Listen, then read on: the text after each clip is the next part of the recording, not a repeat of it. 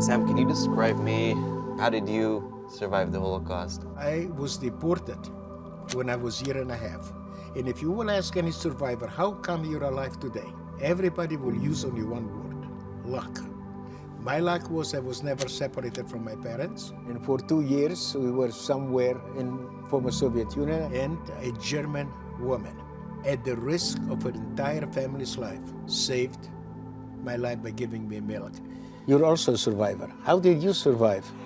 Well, I was supposed to go to this festival. Suddenly we see missiles coming from Gaza. At what point did you know that there was an attack? The point that it really hit me is when I saw this injured girl, this car coming our way. So we opened the door for her. Her name is Shani. She slides out, bleeding to death. That's when I understood there is an invasion happening. And then a few minutes later, we hear gunfire coming from the other side. So my intuition said, go the other way. Eventually, we walked in the desert with no food and no water for almost 5 hours. And the girl that I mentioned, she was hiding in this ambulance together with 19 more people. And eventually, one of the terrorists took an RPG, hit the front of the ambulance, and all the ambulance was lit on fire. 18 out of 20 people were burned alive, including Shani. She basically saved our life. Do you have any flashbacks, nightmares? I do sometimes about seeing Shani. That picture is very imprinted in my mind. So, yeah.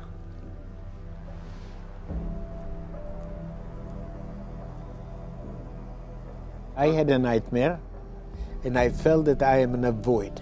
That feeling lasted for quite a while, but eventually it went away. And I hope that your flashbacks, whatever it is, would also in time. Have you forgiven the Nazis for what they've done? I forgave the world that stood by and did nothing, but not the criminals. Was this brutality worse than the Nazis, the brutality that happened on October 7th? Absolutely. Even the Nazis were not that brutal. The Nazis had an ideology. Here, with what's happening right now in the Middle East, that is pure hate. There's a recent study that says that 1 out of 5 Gen Zers denies that the Holocaust happened.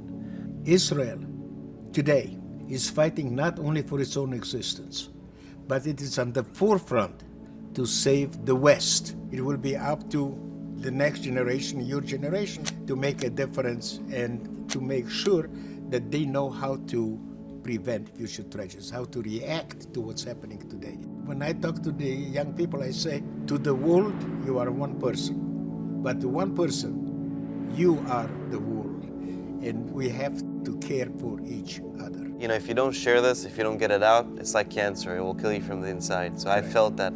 But then when I started sharing, I felt quite good. So then I kept doing it. As a Holocaust survivor, I never thought that I will see what I'm seeing today, not only in the United States, but worldwide, in some of the most prestigious campuses in this country. When they will graduate, they will become educated idiots. These people might be the future of the American people, of the West, And of the world. world. And that's what scares me. Like, where do you think the future will be when you see all this hate? And it doesn't look like it's going to stop anytime soon. I mean, I'm worried. Do not worry. It will get worse before it gets better. Eventually, it will take time, but it will turn to the middle. Things will get better. As you can see here,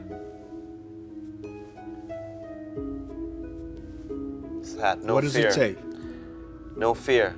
No fear, exactly. So, how was your first experience going to Israel, like after the Holocaust? Yeah. My first memory, the lasting memory, is seeing a Jewish policeman. For me, when I saw the Jewish policeman, I realized that I am home, my own country. We were always dependent on the benevolence of the regimes where we lived. This time, I realized that we are in charge of our own destiny, good, bad, or indifferent. Nobody will tell us how to live and what to do. Do you see any optimism in the Middle East? Do you see any future for peace? Yes, I'm an optimist. I will die an optimist. There is no question in my mind that we will prevail, we will win, and to the world, I have a very strong message. We are here to stay, whether you like it or not. I like Am that. Yisrael Chai. Am Yisrael Chai, amen. Yoni, I am very happy to meet you. We represent two different generations, but we have a lot in common. And let's hope that peace will come sooner than later. Amen to that. Sam, thank you very much. You inspire me a lot, and thank you for sharing. Thank you for giving me the opportunity to say some of the things that I had to say.